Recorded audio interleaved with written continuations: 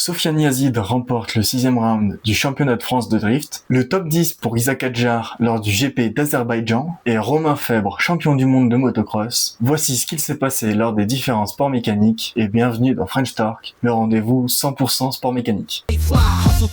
La finale du CFD n'a pas déçu. Dans la catégorie des pros lors de la grande finale, le rookie Paolo Rocha gagne Loïc Rigoni lors de la battle finale. Sur la finale, la grande finale, la finale Paolo ici à Rocha, Charade, à gauche. c'est le moment de se départager sur ce premier passage. Et ça y est, on déclenche Mika, on envoie pour le pilote portugais qui est donc en leader. Loïc Rigoni est juste derrière en suiveur. Les transitions sont synchro pour l'instant. Bien venir prendre la hauteur zone comme c'est le cas pour le leader.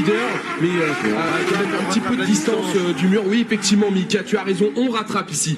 On rattrape la distance, Loïc Rigoni qui accusait un petit peu le coup au début du run, mais maintenant qui remonte sur son leader. Il faut aussi travailler la ligne, il faut rester propre. Les transitions synchro. On s'attaque sur ce dernier virage, on attaque à l'intérieur. Paolo Rocha laisse la porte ouverte pour Loïc.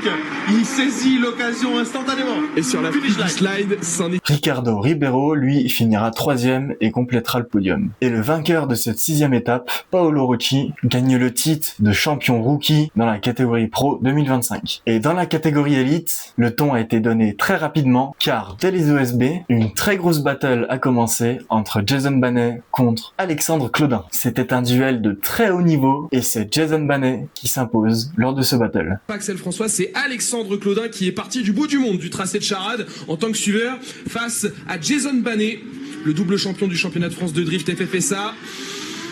Allez, on a déclenché et elle est passée où là la Corvette? Eh bien regardez, il est quand même très très proche, il a pas froid aux yeux en tout cas sur la première portion très rapide. Il est face bien sûr à Jason Banet qu'on a vu tout au long de cette saison en Drift Master. Oh la proximité qu'il vient chercher dès One Shot Battle. Alexandre Claudin, il a vraiment pas froid aux yeux, dis donc. Et regardez ici Jason Banet qui s'emploie toujours à tenir sa ligne. Pour l'instant, il parvient, mais vraiment quel engagement pour Alexandre Claudin. Je connais pas. C'est un des pilotes qui s'adapte le mieux que je connaisse. Eh bien, surveillons comment il va gérer cela. Attention, est-ce qu'il va te donner raison? Et comme tu dis, son spotter va peut-être lui avoir dit, là, il faut y aller. Eh ben, je crois qu'il l'a entendu. En tout cas, la proximité là aussi avec le mur pour Alexandre Claudin. Oh là, il a vraiment faim. Il veut accéder au top 32. Jason Banet ou pas, double champion ou pas. Il a vraiment pas froid aux yeux. Et derrière, regardez Jason qui va sûrement faire un dive ici à l'amorce. Et là, il plonge. Oh, c'est beau. C'est pas de la bataille de One Shot Battle là, ce qu'on a sous les yeux. Très très beau. Et on continue en top 32 et Jason Banet ne tombe surtout pas sur des débutants car il affronte Kevin Josou, le champion du CFD titré cette année, et lors de ce battle, c'est Kevin Josou qui s'impose. Et lors de la grande finale, la battle sera entre Sofiane Yazid et Ben Vavasser. Encore un duel au sommet et c'est Sofiane Yazid qui remportera sur 2 duels énormes, ce qui fera sa première victoire en catégorie élite de ce championnat de France de drift. Et c'est parti, on vole pas le départ, c'est parti. Sofiane Yazid en leader, Ben Vavasser en suiveur. 2 machines hyper affûtées, beaucoup de grip, beaucoup d'expérience. Et c'est parti. Et oui, on a déclenché, ça y est, pour Sofiane Yazid. Et Ben Vavasser est tout de suite très très proche d'emblée dans cette finale, ce premier passage. Et regarde, il l'a quasiment touché déjà une première fois. Et maintenant, on descend à toute vitesse pour se diriger vers la dernière partie du tracé. Il faut bien faire les transitions, adopter la ligne parfaite. Un run qualification pour Sofiane. Et des dives. Déjà, attention, le pour Ben Vavasser. Attention Ben, allez on continue, on ne relâche rien jusqu'au bout. Sofiane Yazid jusque sur la ligne. Et Ben aussi, allez, on passe la finish line, le premier. Et Sofiane Yazid pour la victoire. C'est pas un faux départ, on est parti, on s'élance Mika. Et maintenant, on va faire le déclenchement. C'est fait pour Ben Vavasser en tant que leader. Sofiane Yazid quasiment tout de suite à sa hauteur. On est déjà dans la remontée. Il faut vraiment rien lâcher, il faut s'exécuter à la perfection. Frôler bien sur le mur, bien prendre chaque clip comme ils le font depuis le début de ce week-end. Et maintenant redescendre, faire le run le plus parfait possible. Et ça passe aussi peut-être quasiment par des contacts pour Sofiane Yazid. Ben Vavasser imperturbable qui va se jeter maintenant sur le virage du Rosier. Et Sofiane Yazid qui va tenter peut-être de revenir jusque sur la finish line pour peut-être aller chercher une victoire. Ou alors, ce sera Ben Vavasseur. En F1, les qualifs ont été très durs car ils glissaient énormément à Bakou et lors de cette qualif, il y a eu 6 drapeaux rouges. Albon, Hülkenberg, Colapinto, Gasly, Biermann, Leclerc et Piastri. Voici les noms de ceux qui ont fait des tout droits ou des accidents lors de cette qualification à Bakou. Vraiment un nombre exceptionnel de drapeaux rouges pour ce GP. Drapeau jaune. Drapeau rouge. Ah oui, il a tapé à l'avant gauche. L'avant gauche, il a morflé. Ah bah oui. Ouf. Oh la vache. Drapeau jaune. Encore. Oh, je pense à tout droit. Ah bah, c'est drapeau rouge. Oh, il a tapé, mais il fait marche arrière. Blocage de rouge, j'imagine. Ouh, ah bah non, on l'a pas voulu freiner, hein. Oh, drapeau jaune. À 20 secondes à la fin. Ah bah, c'est un tout droit, il essaie de faire un créneau. Drapeau rouge, carrément. Et la même que Hülkenberg, sauf que lui, il l'a pas touché le mur. Oh, oh! Colapinto qui s'écrache. Ah, les deux Alpines. Enfin, un tout droit et Colapinto qui tape. Oh, bah, il a tapé Biermann. Eh bah, voilà, drapeau rouge. Oh là là. Il a tapé au virage 2, hein. À l'intérieur? Ah non, la sortie. Ouf. Oui. Drapeau jaune! Sors Leclerc, mais non, Leclerc! J'en ai racu! Il a bloqué. Oh, il a freiné beaucoup. Non? Ah, c'est. Si? Après, soit il a glissé, soit il a freiné trop tard. Je comprends pas. Drapeau jaune, encore. Piastri dans le mur? Il est dans le mur! Drapeau rouge! Piastri dans le mur! 6 drapeaux rouges en une séance qualificative. Oh! Elle s'est arrêtée net, la bagnole. Lors de la course, Oscar Piastri finit out lors du premier tour. Dommage pour le premier du championnat qui perd de précieux points. Il a fini dans le mur. Oscar Piastri into the barriers and his Grand Prix ends on the opening lap. Et a fini par regarder le GP sur le téléphone d'un bénévole. Stuck with his thoughts, watching on with the rest of us. His first retirement of the season. Isaac Hadjar, après avoir commencé 8ème, finira 10ème. Et lors de ce podium, Carlos Sainz finira 3ème et offre le premier podium pour l'écurie Williams. George Russell finira 2ème et Max Verstappen finira 1er avec un grand slam. Lors du SMX, il y a eu énormément de rebondissements, mais commençons par la première manche des 250 et Tom Vial, notre français, finira 4ème, Seth Hamaker finira 3ème, Hayden Deegan 2ème et c'est Joe Shimoda qui finira 1er et gagne des points importants pour la course au titre. Il a pris un excellent départ. Il a mené tout le tir de bout en bout et c'est super impressionnant. C'est très dur à faire dans une situation. Lors de la manche 2, le départ se fera très mouvementé. Vial se fera énormément bouger. Joe Shimoda sécurise et ressort 8ème, mais c'est Seth Hamaker qui prend le all shot. Passons donc à la deuxième manche et maintenant ça commence à devenir fou. Shimoda a pris le départ en se cognant et en se cognant.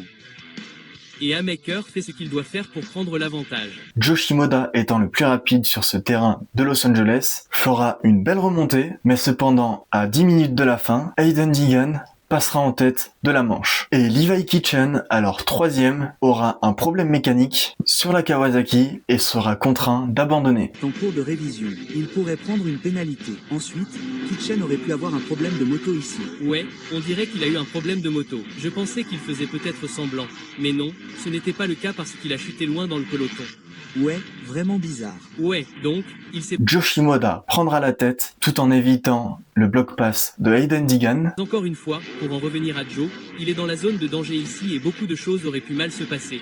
Mais il l'a pris de front, comme il l'a fait lors de... Et nous arrivons sur le protagoniste de la manche, car Hayden Deegan sera peut-être trop à l'attaque sur Shimoda, et à 4 minutes du temps réglementaire, Hayden Deegan fait tomber Joe Shimoda avec lui. Joe Shimoda arrivera à se relever, reprendra la course en deuxième position, mais Hayden Deegan, lui, n'arrivera pas à se relever, car il est tombé sur la clavicule, et lors de sa chute, il se l'est cassé. C'est le moment des moments.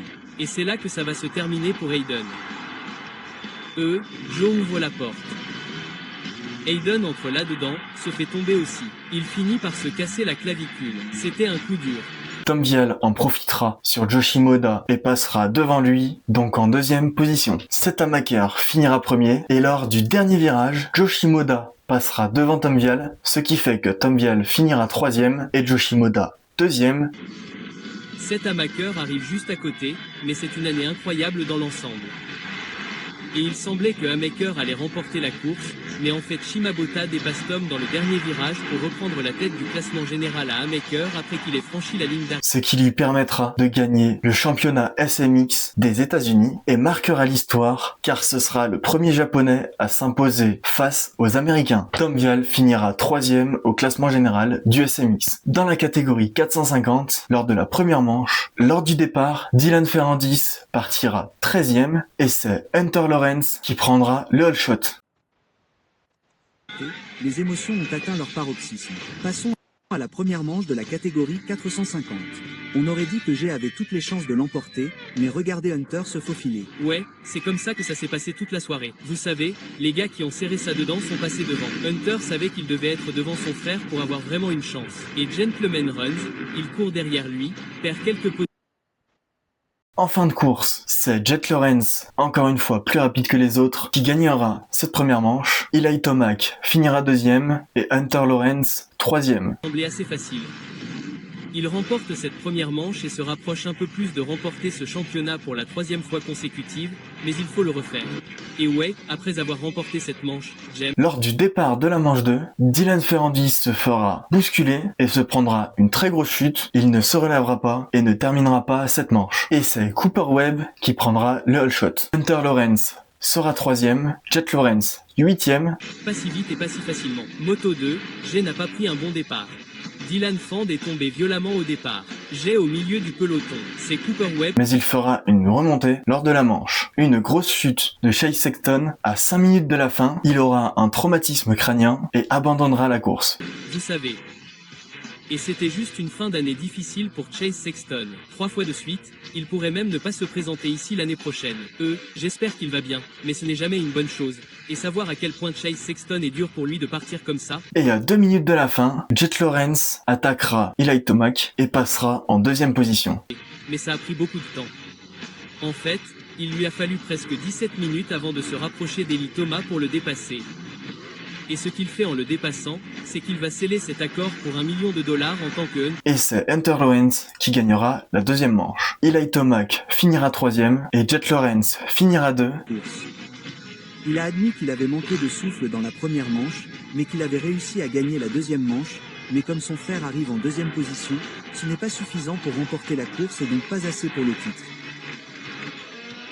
Jay Lawrence remporte le... Ce qui lui permettra de gagner le titre de champion SMX 2025. Et l'on part de l'autre côté de l'océan Pacifique, on se retrouve en Australie pour la dernière manche du MXGP et on commence en MX2. Pour mettre dans le contexte, 13 points séparent les deux premiers, donc Lagenfelder et Kay de Wolf, donc rien n'est joué, et c'est lors de cette dernière manche que l'on saura qui sera le champion MX2. Lors de la course, Sasha Conen, à leur 4e, chutera en voulant dépasser Guilhem Fares à leur 3e. La bataille continuera, mais derrière, Sasha Conen touche en l'air. La triomphe d'usine de Guilhem Fares, énorme chute pour le pilote belge.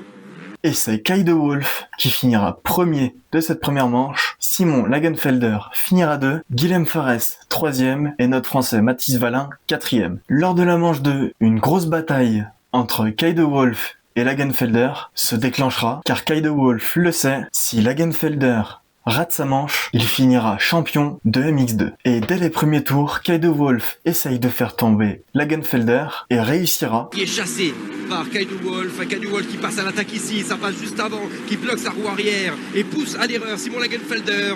Il l'envoie au sol. Sauf qu'une énorme tempête tombera sur l'Australie, le terrain change énormément, Simon Lagenfelder tombera alors qu'il sera 6e. Simon Lagenfelder qui repart dans le top 10 lui fait une nouvelle erreur alors que la pluie fait décidément son apparition. Mais avec de la chance pour lui, Kay de Wolf aura un problème mécanique et devra abandonner. Pilote Lagenfelder qui est à ce moment 13e et qui perd le titre de champion du monde. Kay de Wolf, potentiel champion du monde, qui pose jusqu'au bout sa moto. Problème technique pour le numéro 1, Kay de Wolf qui tentera pendant un tour de pousser sa machine, donnera tout ce qu'il a. Ça ne suffira pas. Kay de Wolf va perdre un potentiel. Sauf qu'un drapeau rouge signifiant l'arrêt de la course se fera déployer. On récupère les positions de 2 tours avant le drapeau. 5 qui passe devant Kay de Wolf, le champion sortant, poussant sa machine. Un tour. Kay de Wolf finira premier, Lagenfelder 2 et Valerio Lata 3e en combinant les 2 manches. Ce qui signifie que Lagenfelder gagne le championnat à 9 points seulement de Kay de Wolf. Lors de la catégorie reine en MXGP, la première manche commencera par un all shot de Luca Konen. En catégorie MXGP, à l'image de la première manche MX2, la première manche se déroule sur des conditions parfaites, ici sur la magnifique piste de Darwin. Romain Fèvre est en lice pour remporter un second titre de champion du monde. Il n'a besoin que d'une... Maxime Renault chutera. À la fin du premier tour, Paul Jonas qui vient toucher Maxime Renault qui chute dans les vagues.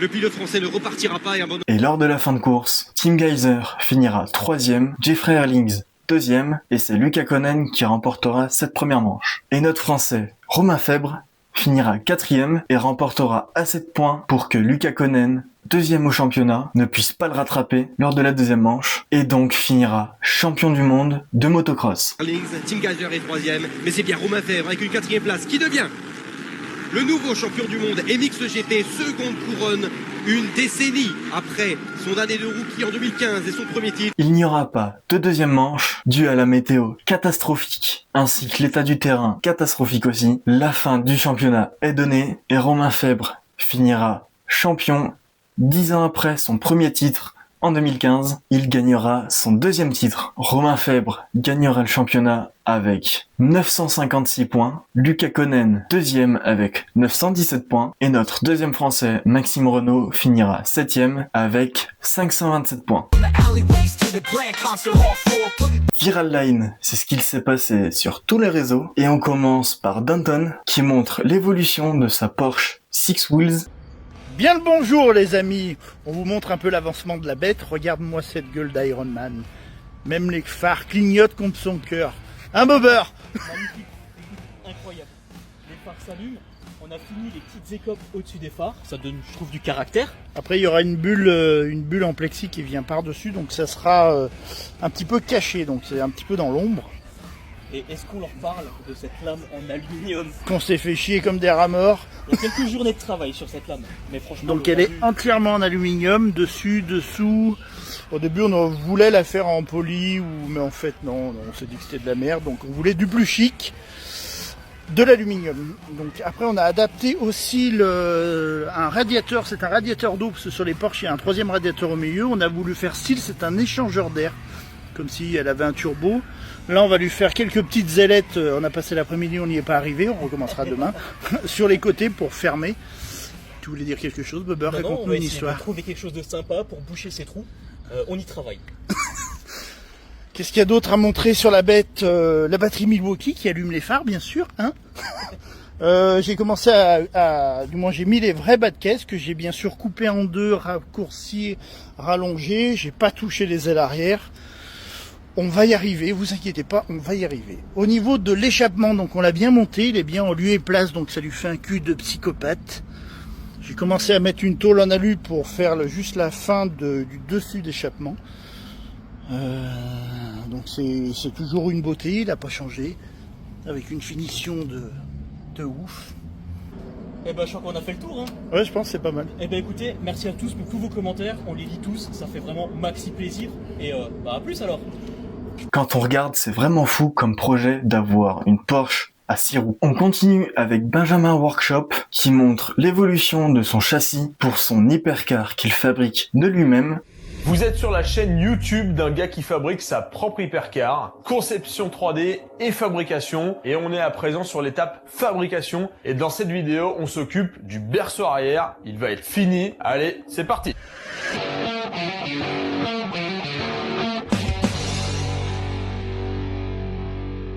Alors, il a déjà commencé par faire sa propre Ford GT40 et s'est lancé sur un projet de créer sa propre hypercar. Et on a MX Test qui a fait une course de cross-country dans un team professionnel et c'est Pierrick qui prendra la course et nous fera vivre les 3 heures de course avec lui. Tu as intégré un team une fois de plus diabolique. Eh ouais, mauvais ravitaillement, mauvaise forme, mauvais réglage. On verra ce que ça donne. À l'extérieur.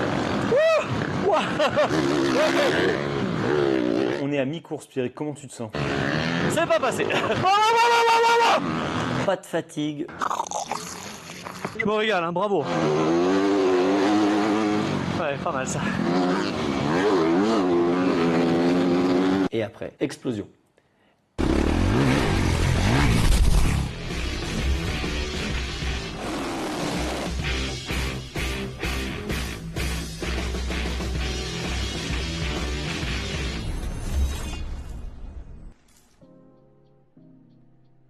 Et des images rares lors du 24 heures camion où Patrick Bourny a mis le feu avec son camion lors du show.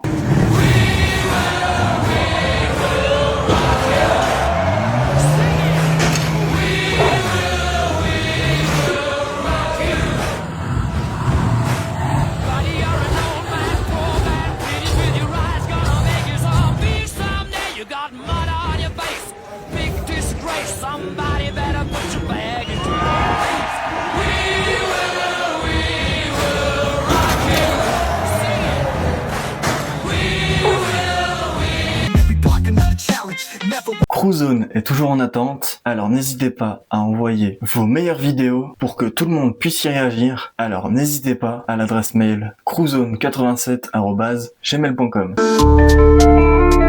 Et c'est fini pour cette semaine, passons à la semaine prochaine et on commence par la MotoGP, ce sera le Grand Prix du Japon. Alors maintenant, espérons que Fabio Quartararo finira bien positionné et que les frères Marquez ne réitéreront pas leur première place. Pour ce week-end, il n'y aura pas de drift car la fin du championnat a été faite. Il n'y aura plus de MXGP car la fin du championnat a été faite aussi, mais il y aura quand même le MX des Nations la semaine prochaine. Le Supercross et Motocross des États-Unis, c'est terminé aussi et la F1 reviendra plus tard, donc n'hésitez pas à regarder les plus petits championnats, comme par exemple l'Enduro GP d'Italie, c'est le Grand Prix d'Enduro, et allez soutenir notre Français Zachary Pichon, alors 3e du classement général. C'est la fin de ce 5e épisode de French Torque, le média 100% sport mécanique. N'hésitez pas à vous abonner à cette chaîne pour me soutenir. On se retrouve la semaine prochaine avec de nouvelles informations sur nos sports mécaniques, centrés sur nos Français qui performent dans le monde.